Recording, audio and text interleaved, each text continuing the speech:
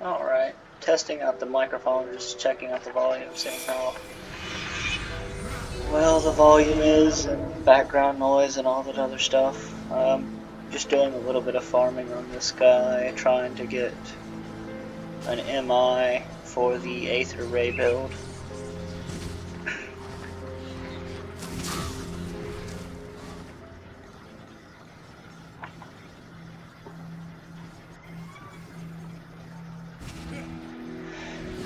Well, November's coming up pretty soon.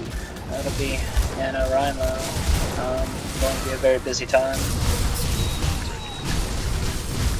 I don't know how loud this is. This is probably pretty loud with the sound.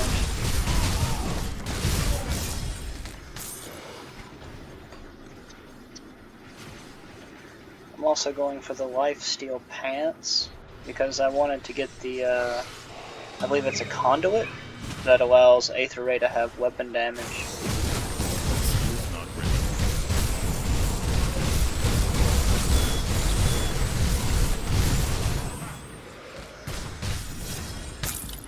Can't do that yet. And it's just hard not to kill the elites when I pass by. But anyways, for November, I'm currently working on a new epic fantasy story set in a donut world. So I'm kind of just spitballing my ideas here, you know, talking through them. That'll probably help me work on them as well as, I don't know, bore everyone else to death. But yeah, so the planet the world's set on is going to be like a Torrid planet. I've been trying to do a lot of research on like what kind of stuff a Torrid planet would have, and like magnetic poles, like the angles of everything, or access, or whatever it's called. So it's kind of, it'll be similar like in season to our planet with roughly 4-hour days, 4-hour nights, and on the inner ring of the planet there will never be nighttime because the sun will basically be on casting off the other side of the planet, so it'll look like it's an overcast day every single day on that. And where the story starts will be not quite the center, but off enough of the center where there is a little bit of darkness, and that little bit of darkness will be a good kind of setting off point to kind of show that the world is not so different. Because I tried starting during the daytime and in a more inner ring area earlier, like in a previous version of the first few chapters, and it was just way too much. Hey, Leo. What are you gonna say, boy? So, if there was video on, you'd see my kid showing up, deciding that he wants to join the chat, but he can't quite talk yet. And my wife's letting him kick me. No, I'm recording. Do you want to play, Leia? I don't think this game is age appropriate for you. I can't do that yet. What did you say? Kill Granny? Oh, yeah. He's probably going to be pretty good at this.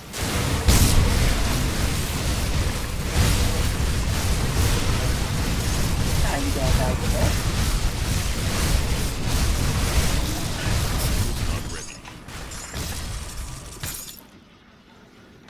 I got a flesh archive. I think that's what I was looking for. One of them. Is that the... No, that is not the one I was looking for. I'm looking for another one of these flesh-wrapped codexes. This one with Aether's pretty good. I wish it would have been the one that comes with more Aether Ray instead of just Blast Shield. But having an additional 1.5 seconds duration on Blast Shield's a big thing, as well as getting the 220%. And the offensive ability and the casting speed, as well as having 18% cooldown reduction. So I might just stick with that one. I still need the shoulders, like the convert elemental to Aether damage shoulders. which is what I'm farming from the Cronley guy. But anyways, testing the sound more now. So back to what I'm writing. So the novel I'm expecting to be about 150, 200,000 words, I'm thinking. I'm 10,000 words into starting because I wanted to get a starting point, so when NaNoWriMo kicked off, I'll be able to just really power through it. Looking to get that done hopefully by the end of December.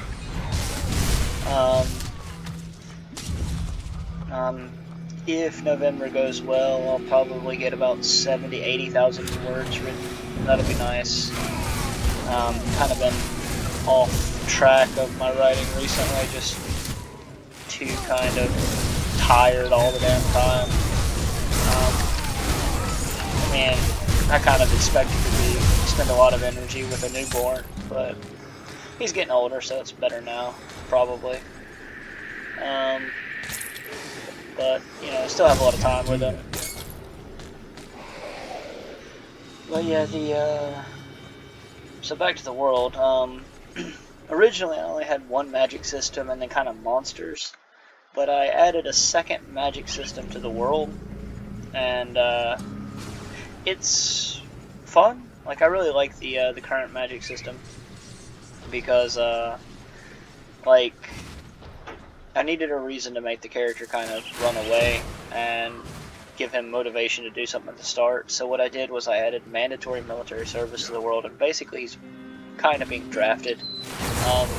Think South Korea and how they do their mandatory military service. And so I'm doing the mandatory military service, and it's because there's kind of like the evil version of magic. I mean, it's not really evil, but it is evil compared to, like, from the point of view characters. Which is, you know, kind of standard, I guess, in fantasy.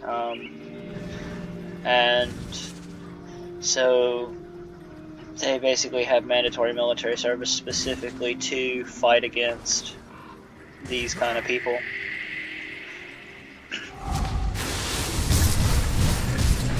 So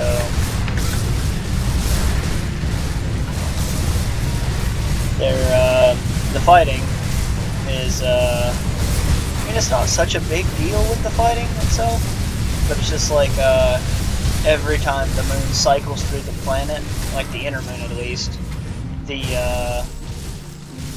monsters and people of the third magic type can enter the world easily through a lot of different gates. So the people who are on mandatory military service basically just have to fight them off constantly. And thus, I mean, there's just constant war going on once a month whenever the moon cycles through the center of the planet, which also causes, like, you know, level 7 hurricanes kind of thing. Think like Stormlight Archive, super storms, just boulders being thrown and everything. But that's where the magic system comes in for the main characters. Insight. So the main characters will have 4%. It's elemental damage. If it wasn't elemental damage, these would be much nicer. The resistances are nice. The 4%'s nice. But it sucks that they're...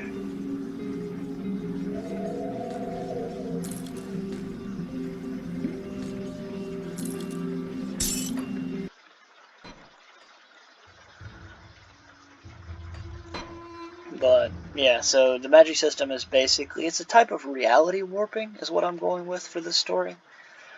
So, it's very specific reality warping centered around steel that the characters can basically insert their power in. The types of reality warping I had in mind was, one type basically can alter the size of any object, like any steel object that they have empowered, which is how they make these walls, you know, giant to protect against the superstorms. It also makes them, like, super strong. the other type that's like the two most common types in the world are the ones that increases size and the one that increases shape, like changes shape of things. So the other type is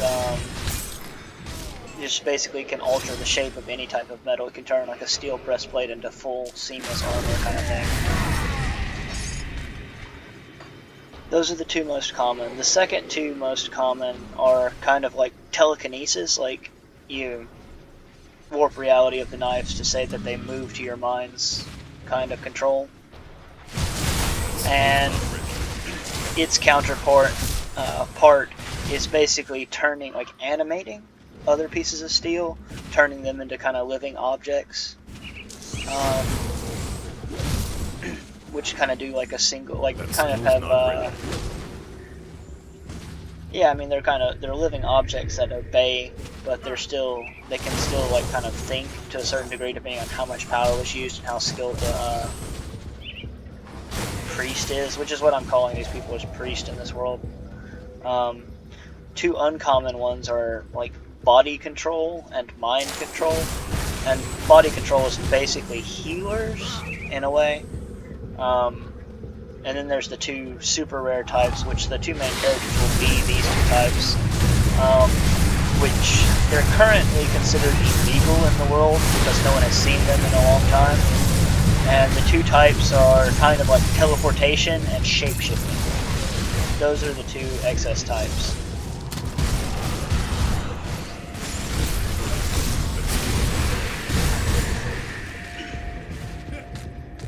So, teleportation works with basically warping the steel, where you can move to an object you have power in, or move the object you have power into you. So think throwing a dagger and then teleporting to it, or leaving a dagger in a certain place and teleporting to it. And the shapeshifting is you basically draw the steel into your body, and you manipulate it to change the way you look or how you appear and all that other stuff. And then for the other side of the magic, it's kind of more, I don't know, I haven't really come up with too much on it. My inventory can't carry anything. Oh, inventory's full.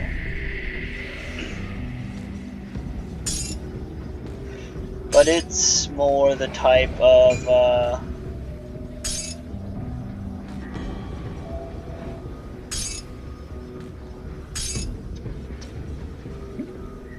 like magic that's, I get distracted easy, sorry. But it's more the type of magic that's going to be more traditional style magic with monsters on their side. And the two types are like the metal magic, everything comes in pairs, so it's like two sets of two.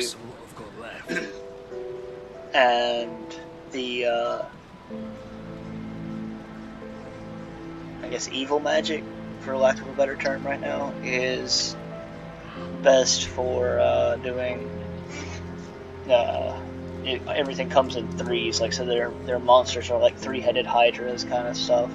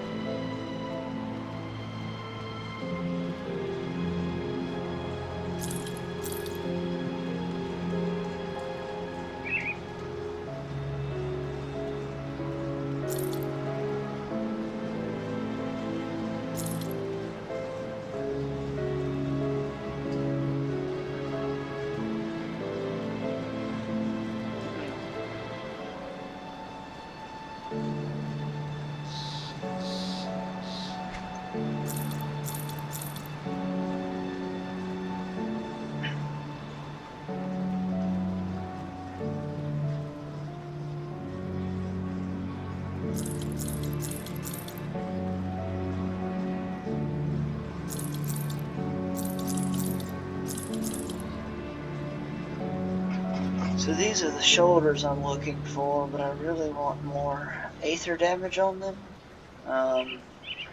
Because these are convert elemental damage to aether damage, and the goal of the build for my aether ray is to have pretty much all the element, like all the damage being aether damage. So converting every type of damage from devastation and aether ray into element or into aether damage. Keep these for now, but they're not really good ones.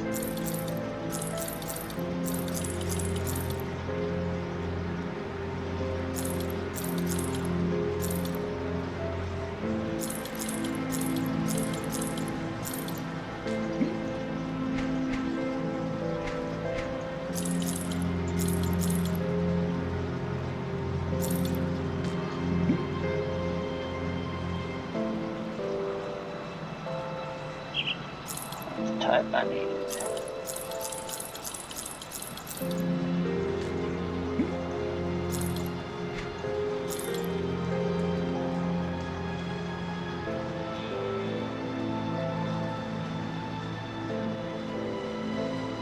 This might be pretty good on my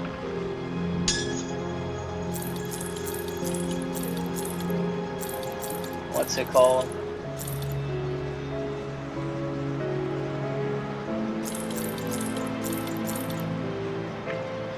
See you around. I'm gonna do one more farming run, and then I'm gonna put everything into the bank, and then switch back and go back to leveling that guy. I was thinking about doing some more Port Valkyrie runs, but I just kind of feel like relaxing, turning on some YouTube in the background, and just leveling, which is why I'm not talking in the speedrun videos. That I'm still not sure the mic is working very well.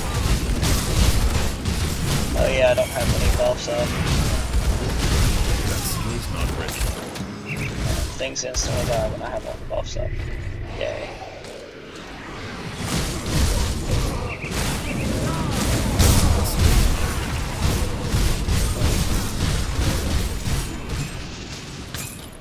And no more no shoulders. One more time on this guy. Let's see, other things in the world. So, the story so far in the world is basically main characters trying to get out of mandatory military service by faking his own death, which is just him running out, like leaving the city right before it's storm, like the moon's about to go through the planet, so it's storm season kind of stuff. And hiding out in a cave for a week after the storm ends, so everyone thinks he's dead. The recruiters will leave that week, and then he will be safe to live another year before the recruiters come back and force him to join up in the military. Unfortunately, his little brother decides to follow him, and the cave he was going to hide in gets collapsed in on as he's getting in there. So now he's got to figure out a way out of that cave, as well as dealing with his little brother being missing and thought dead as well by all the people. I can't do that.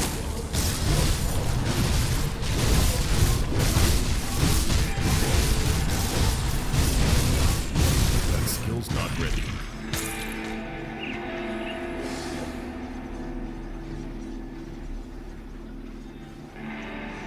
Fire damage, again, something I don't need. The percent spirit and offensive ability are nice though. The 3 sets of reses are also nice. Eye of Reckoning does not help at all though.